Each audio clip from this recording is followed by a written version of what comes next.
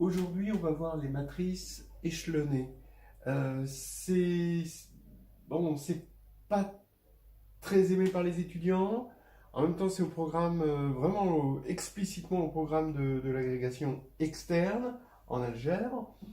Euh, bon, c'est vrai que le nom n'est pas vendeur. Déjà, matrice échelonnée, ça fait un peu vocabulaire d'inspecteur d'impôt.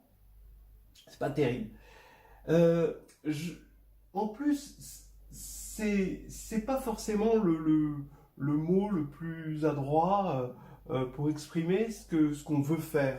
Par exemple, le dire quand on fait de la théorie de la réduction, par exemple, on ne dit pas c'est la théorie des matrices de Jordan, même si au final on va se retrouver avec des matrices de Jordan. Mais on essaye d'expliquer ce qu'on veut faire plutôt que par quels moyens on veut le faire. Euh, bon, il y a des tas d'exemples comme ça, où quand même dans la théorie, bon, on veut connaître le rang, ou c'est la théorie des applications linéaires, ou les formes quadratiques. On dit classification des formes quadratiques. On va pas dire étude des matrices de Sylvester, non. Donc, matrice échelonnée, c'est pas un mot vendeur et il vaudrait mieux le substituer, bon, par une expression, bon, pour l'instant un peu maladroite, mais quand même c'est un peu mieux, classification des systèmes linéaires, voilà, ou classification des sous-espaces de Kn. Donc c'est ces deux notions qui vont être duales. Même si on verra surtout celle-ci, et puis l'autre c'est de la dualité. Voilà. Ou classification, ouais, de la grassmannienne, voilà. C'est des problèmes de classification, et les matrices échelonnées ne sont là que pour être des moyens, des formes normales. En fait, le rôle des matrices de Sylvester, le rôle des blocs des formes de Jordan, etc. etc. Bien. Je signale que dans la suite, bah, le corps K, on est sur un corps K quelconque, il n'a aucune influence avec la théorie, parce que ce qu'on va faire, c'est au fond de la méthode de Gauss. Donc il y a pas aucune interaction avec les propriétés du corps. Il peut être algébriquement clos ou pas, il peut être de caractéristiques 0 ou pas, fini ou pas. Fini, c'est intéressant. C'est intéressant parce qu'on va pouvoir compter des choses et c'est toujours intéressant et on comptera. Voilà. Mais pour l'instant, en soi, dans la théorie, il n'a aucune influence. Voilà. Je vais définir les matrices qu'on appelle échelonnées, réduites en colonnes. Voilà. Après, ben, vous verrez les matrices échelonnées en ligne. De toute façon, on a dit qu'on ferait qu'une seule partie, puis l'autre, c'est de la dualité. Vous pouvez voir, bon, alors je vais amener une référence là. Bah oui, le chapitre 4 de H2G2, Histoire hédoniste de groupes et de géométrie, qui en parle avec des exercices, avec des applications dessus. Euh, voilà, alors là, comme c'est un cours en live et en vidéo, je vous laisse justement regarder les références pour voir les définitions. Je vais faire sur un exemple ce que c'est qu'une matrice échelonnée réduite en colonnes. Alors voilà, on est en dimension 6, donc ici on va avoir 6 lignes et on va prendre 3 colonnes. On a ce qu'on appelle, donc on va regarder des matrices, donc quand elles sont en colonne, c'est que lui est plus grand que lui, d'accord? Il y a plus de lignes que de colonnes, pardon. Et voilà, et on va subdiviser les matrices, bon, en colonne en matrices de type. Alors le type, ici par exemple dans l'exemple, je dois choisir 3 nombres distincts et ordonnés parmi de 1 à 6. Donc ici je vais prendre 2, 3 et 5. D'accord? Donc ils sont ordonnés I1, I2, I3, strictement plus petits. Voilà. Et ça veut dire que ce que je vais appeler une matrice échelonnée réduite en colonnes de type 2, 3, 5, d'accord, dans M6, 3, eh ben, c'est les matrices qui vont être de cette forme-là. Alors, regardez ce qui se passe. Je vais mettre un 1 ici en 2, 1, d'accord, 2, 1, en 3, 2, 3, 2, et en 5, 3, 5, 3. Là, là et là. D'accord? Maintenant, tout ce qu'il y a au-dessus d'un 1, c'est toujours nul. Donc, c'est ce que j'ai exprimé ici en AI1. Donc, je pars d'une matrice, pardon, je devrais l'écrire comme ça. C'est l'ensemble des matrices A telles que, qui sont de la forme AIJ, d'accord? Et on a déjà défini où mettre les 1. Ici, on dit qu'on a des zéros si les lignes sont au-dessus, donc pour au-dessus, donc I strictement inférieur à 2, donc c'est ce zéro-là. I strictement inférieur à 3 sur la colonne 2, donc ces deux zéros-là. Et I strictement inférieur à 5 sur la troisième colonne, donc c'est ces quatre zéros-là. D'accord? Mais il y a des zéros ailleurs. Alors les zéros ailleurs, c'est exactement les zéros, donc pour la première colonne, il va y avoir des zéros partout où il y aura un 1. D'accord? Donc ici, il va y avoir un 0 parce qu'il y a un 1 sur la ligne. Ici, non, il n'y a pas de 1 sur la ligne. Ici, vous avez un 0 parce qu'il y a un 1 sur la ligne. Sur la droite. D'accord? Donc maintenant, vous regardez ici cette colonne. Là, c'est 0 et 0 parce qu'on est avant. Et là, vous allez avoir un 0 parce qu'ici, il y a un 1. Voilà. Et le reste, c'est quartier libre. Hein? D'accord. Voilà. Donc, on a défini ce qu'on appelle l'ensemble des matrices échelonnées. Alors, échelonnées, en fait, correspond à cette consigne-là et celle-là. Et réduite, ça correspond à cette consigne-là. Voilà, donc c'est l'apparition de ces trois zéros-là, réduite, d'accord? De type 2, 3, 5, dans M6, 3, voilà.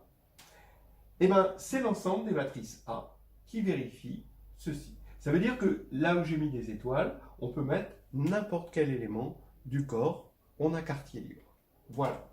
Alors, la proposition que vous comprendrez très bien, c'est que l'ensemble des matrices échelonnées réduites en colonnes, de type I1, IN, avec I1, IM, donc compris entre 1 et N.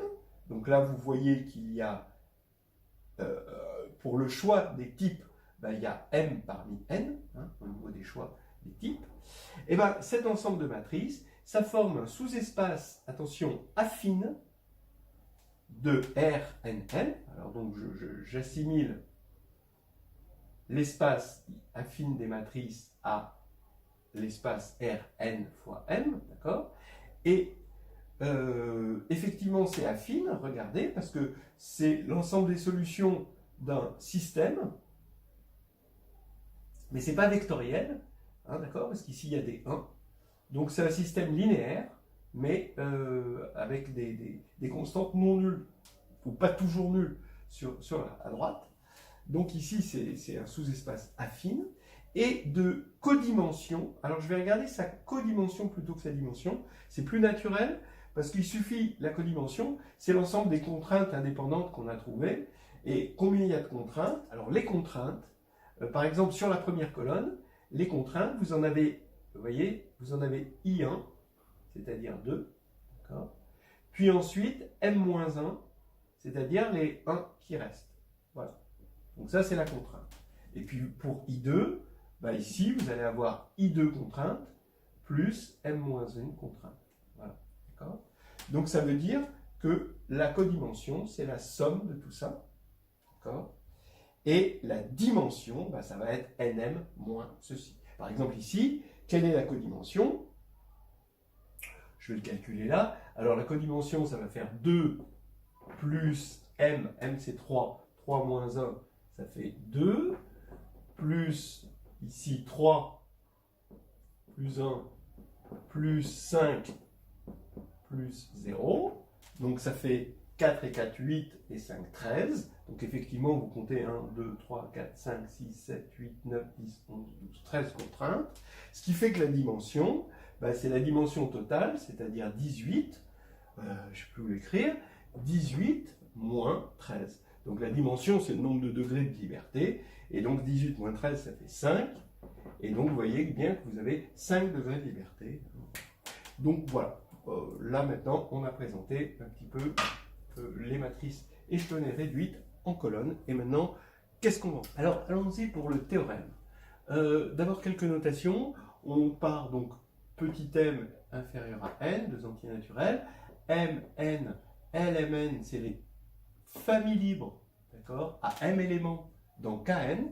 Attention, on est en train de parler de Kn, pas de n'importe quel espace vectoriel de dimension n. C'est, si vous préférez, un espace vectoriel de dimension n, mais où une base est fixée, et elle est fixée une fois pour toutes. Voilà. Ok. Maintenant, le théorème, il dit quoi? Alors, toujours dans les notations, on a L, M, N.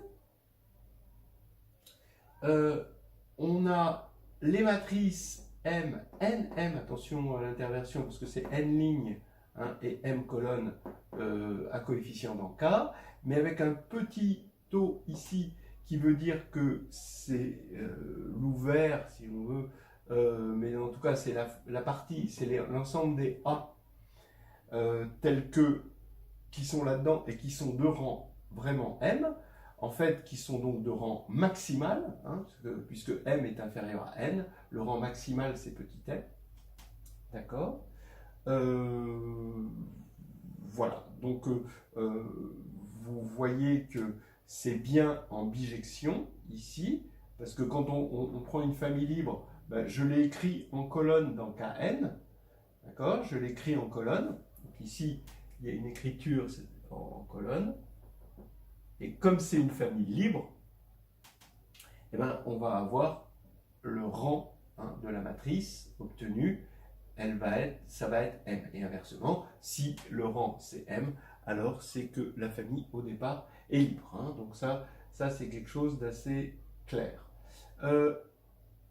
Ici, on a maintenant, on a la grassmannienne GRMN, c'est l'ensemble, comme d'habitude, l'ensemble des sous-espaces vectoriels, mais de Kn, qui sont de dimension petit m. Voilà. Et puis, ici, on va prendre E, N, M, c'est l'ensemble des matrices échelonnées, réduites en colonnes. D'accord ? Le type n'est pas précisé, on peut prendre ce qu'on veut comme type, pourvu que ce soit de type, vous savez, le type c'est I1, strictement inférieur à I2, jusqu'à I indice M, avec les I qui sont choisis entre 1 et N. Il y en a M parmi N de type différent. Donc là, ça, ce n'est pas précisé. On prend juste les échelonnées réduites en colonnes. Que dit le théorème? Alors regardez bien. D'abord, on va avoir une application bêta qui a une famille libre, associe l'espace vectoriel qu'elle engendre. Et évidemment, cet espace vectoriel, puisque c'est une famille libre à m éléments, c'est un espace vectoriel de dimension m. D'accord? Et je mets que c'est surjectif, parce que, évidemment, quand on va prendre un sous-espace vectoriel, il possède une base, donc ça, théorème classique, et cette base est une famille libre à m éléments, donc cet espace vectoriel f qu'on a choisi, ce sous-espace vectoriel f qu'on a choisi, possède une base, donc il va y avoir m éléments qui sont dans Kn et qui forment une famille libre à m éléments. Bon. Donc finalement, comme on a une bijection ici que je vous ai décrite, d'accord, on regarde les vecteurs ici de cette famille en colonne dans Kn, dans la base canonique de Kn. Et on va avoir des matrices NM qui sont de rang maximal.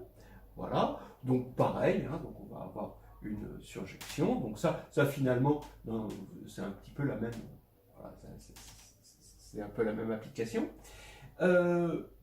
Maintenant, évidemment, c'est surjectif mais non injectif, hein, parce que des bases de F, il y en a plein. Donc comment quotienter tout ça, hein, pour avoir une base? Ben, pour avoir unicité, hein, une base de forme normale, on va dire, ici, ben, on va ici avoir parmi ces matrices-là, ben, les matrices échelonnées réduites en colonnes. Hein, vous vérifierez qu'à cause de la place des 1, une matrice échelonnée réduite en colonne est bien de rang M, dans M, N, M, d'accord? Et là, ici, c'est là qu'il y a un théorème, un vrai théorème, c'est que quand on restreint bêta à cet ensemble-là, eh ben, ça reste encore surjectif, mais cette fois-ci, c'est en plus injectif, c'est-à-dire que on va avoir une bijection. Donc, en gros, hein, qu'est-ce qu'on a? Ça veut dire que pour tous ces espaces vectoriels ici de dimension m dans Kn, on va pouvoir définir une unique matrice échelonnée réduite en colonne, c'est-à-dire une unique base, d'accord, de forme normale, d'accord. Et